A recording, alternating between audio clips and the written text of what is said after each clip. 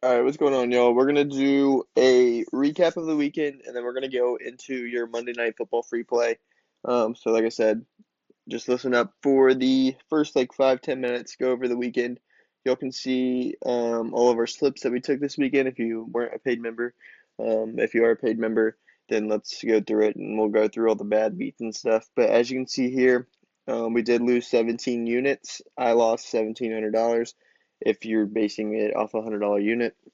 Sometimes I'm a little bit over $100 unit, so sometimes I'm right at 100. It just depends.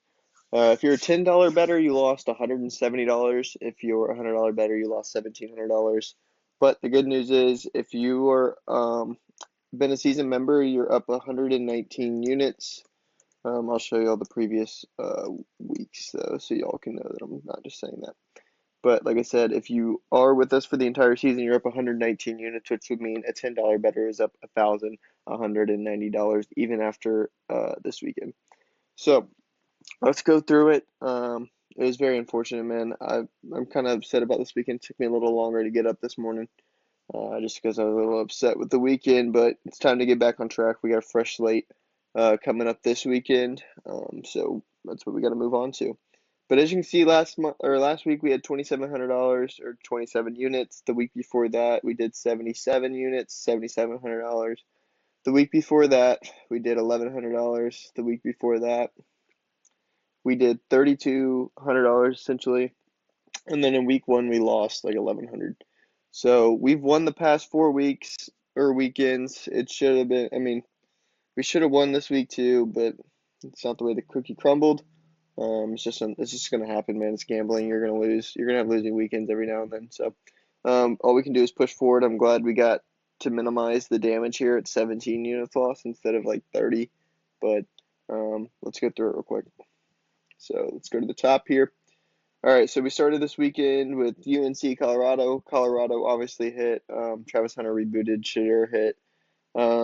Criswell was like 12 yards short. Beck didn't get a touchdown here. This went 2 of 5, it looks like. McMillan didn't get any yards in the fourth quarter. Fafita threw a touchdown in the first quarter, didn't throw another one then. Um, Higgins Noel hit. Beck only threw one touchdown. Here we had Cade hit, Antonio Williams hit, Show missed, Brooks hit. Quinn Ewers missed by one, Bond refunded. Quinn threw a touchdown in the beginning of the game, didn't throw another one. Bond got injured in like the first quarter. Cade hit with ease, Antonio hit with ease. Show should have hit, but they ran the ball in on like the 2 yard line instead of throwing it, which is understandable. Brooks hit with ease.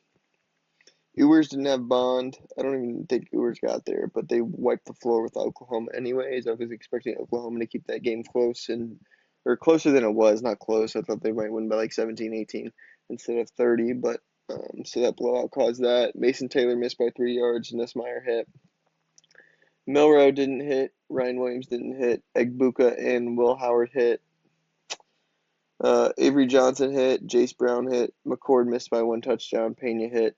They took back a McCord passing touchdown, and they ended up running it in. They took it back because of a penalty, and that cost us. So this went 3 of 4. That would have been 13.5x. So that's a brutal one right there. Let's see here. This one's another brutal one. Jaden Daniels hit. Zach Ertz hit. Stroud hit. Diggs hit. McLaurin missed by 5 yards. 5 yards cost us 19x essentially.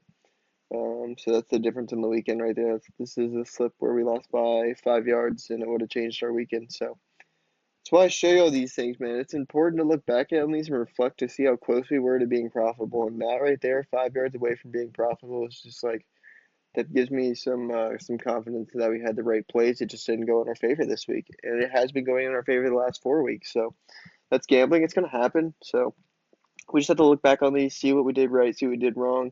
Um, I made this play earlier in the week with Kyler and Marv. Marv got injured anyways, but I ended up not liking Kyler, so that's why I only took him once, thank God. So this slip missed, but Dak and CD got blown out of the water anyways, but CD did hit. Dak got pulled with like in the fourth quarter because they were losing by so much. Um, this one, I really would take Arizona again. I really would. Too many turnovers. They had too many turnovers. I think they had 3 or 4 turnovers in the second half. So that cost us there. Jones hit. Criswell missed by like 12 yards, like I said. Holstein, Pitt. That Pitt game just wasn't even like they were just running it, and it was all defensive and running touchdowns everywhere.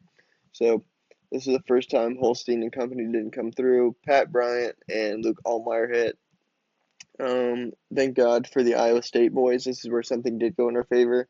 They threw the ball with like 2 minutes left when they didn't have to, and they got us the Rocco Beck cash. And then Bo Nix throwing for like 180 yards in the second half cashed us.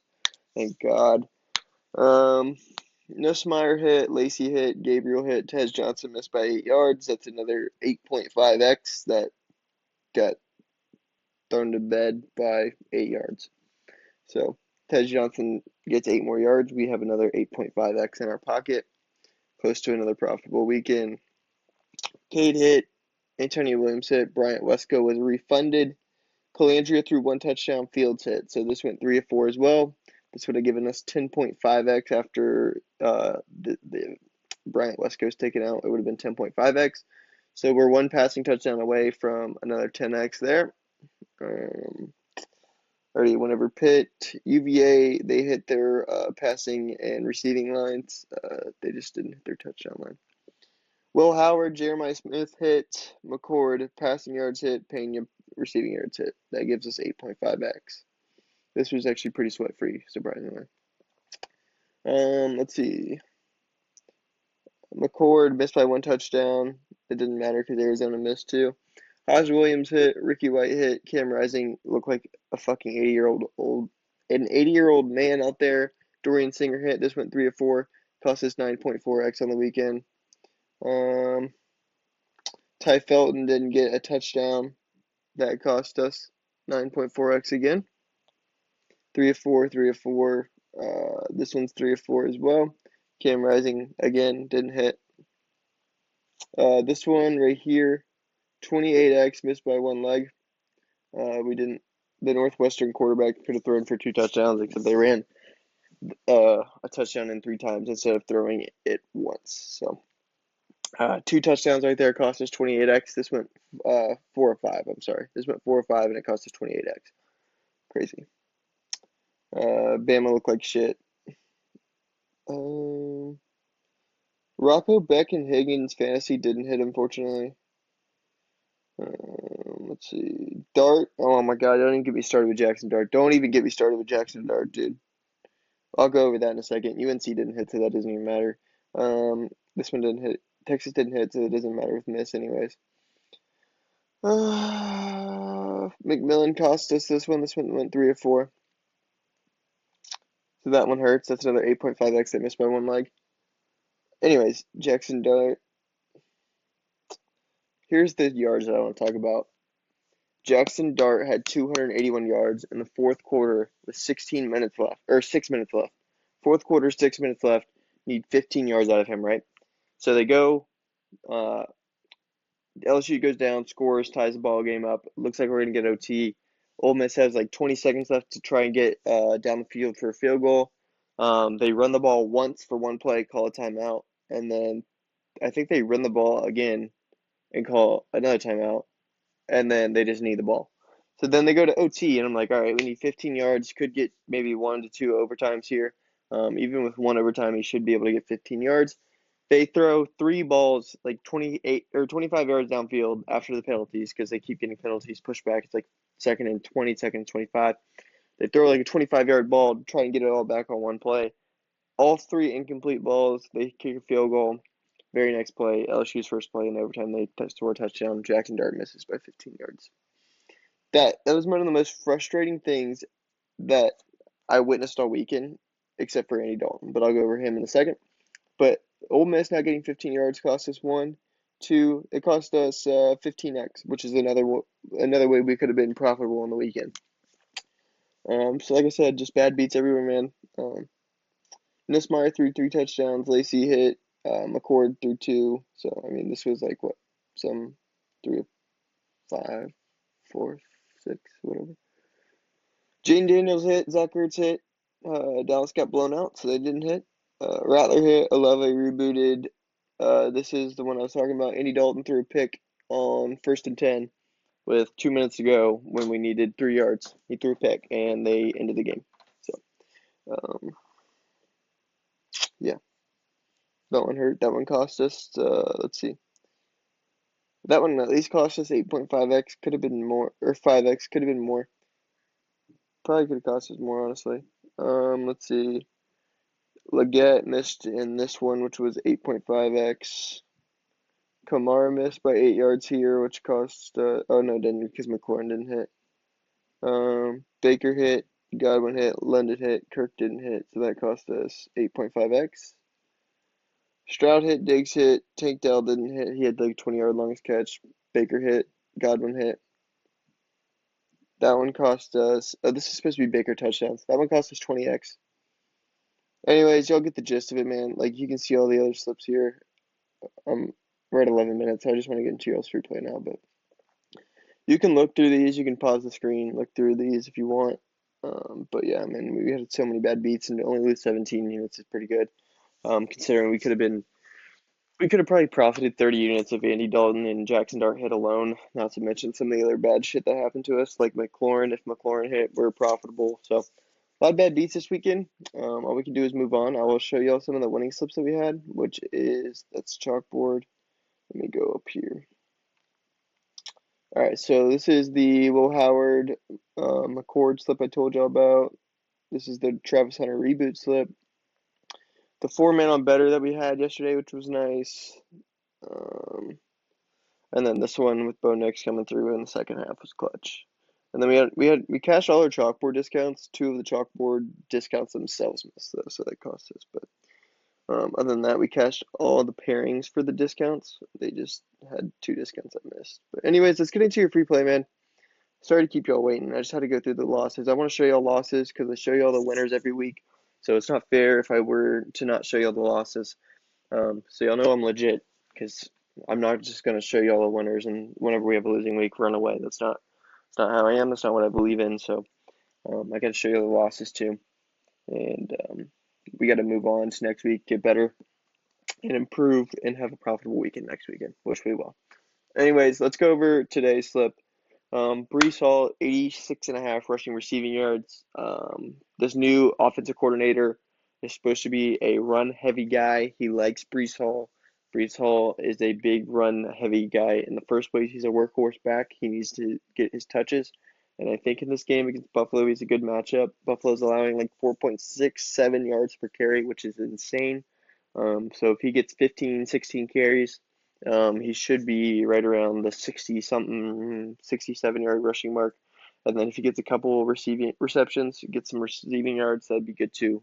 I think Buffalo's allowing 9 yards per reception to running backs too. So if he gets 3 receptions, say he gets 27 yards added on to his 67, 68-yard rushing total. So, I mean, we'll see what happens, but I like his rushing receiving today with his new offensive coordinator. James Cook rushing yards 55.5. Jets really good against the pass. They're kind of susceptible to the run. I do think that the Bills are going to look to get James Cook the ball, especially in this game, divisional game on the road. I think James Cook is a good go-to guy here for rushing yards. So I'm going to take him there. I'm taking Greg Zuerlein, 42.5, longest field goal over. I do like this. Bills have a pretty decent red zone defense, so if they hold them behind like the 25-yard line, even just one time this game, and the Jets kick it, that would be 43 yards, and that'll get him this longest field goal. And you never know at the end of the game, they might have to kick a long field goal before time expires. So there's a lot of different scenarios where Greg Zuerlein can get this. 42.5 should be doable. We just need the Bills defense to get a stop behind the 25-yard line. Josh Allen, longest pass, under 36 yards. I don't see Keon having a big 40-yard catch like he has the last 2 weeks. And even the week before last week, he only had like a 25-yard catch. But Shakir can make the longest catch, but it's not going to be through the air. It's going to be him running. It's going to be yards after the catch. Let's see, who else? James Cook. I mean, it's just a running back getting a 36-yard reception is unlikely. Kincaid getting a 36-yard reception is unlikely. This Jets defense has been pretty good against longest catches. I think the longest catch they've allowed was to Ridley in week 2, I think it was. It was 40-yard catch or something. So I'm taking Josh Allen under 35.5 longest pass. Greg Zuerlein over 42.5 longest field goal. James Cook rushing yards, and then Breece Hall rushing receiving. So this is a 10x slip on better. If you want a deposit match, you can use the code Bryce. That'll give you a deposit match up to $200. Just use the code Bryce.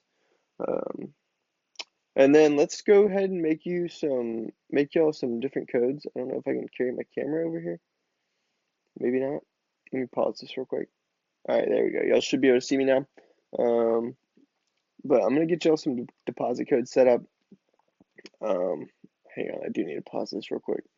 All right, sorry y'all, my computer died for a second, but like I said, I'm gonna make some promo codes for here or for y'all here. I'm gonna make them a little bit more than I have in the previous videos, just because we had a losing weekend. So I'm trying to boost the mood for everybody. Let's do a 60% discount. Or wait, sorry, hang on. Let's do a, it's the wrong thing. Here we go. Let's do a 50 or 60% discount. We're going to use the code. Let's see. We're going to use the code Sutton. Code Sutton for 60% off the monthly single use. We're going to limit this to 20 uses. So 20 people can use the code Sutton and get 60% off for the monthly. Save those changes, and then it should be there. View all promo codes.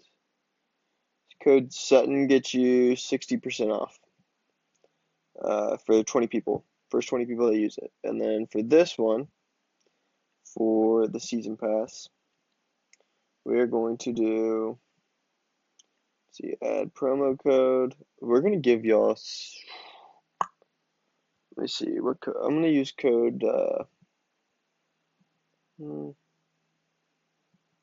try to think of somebody, we're going to use code McCord again.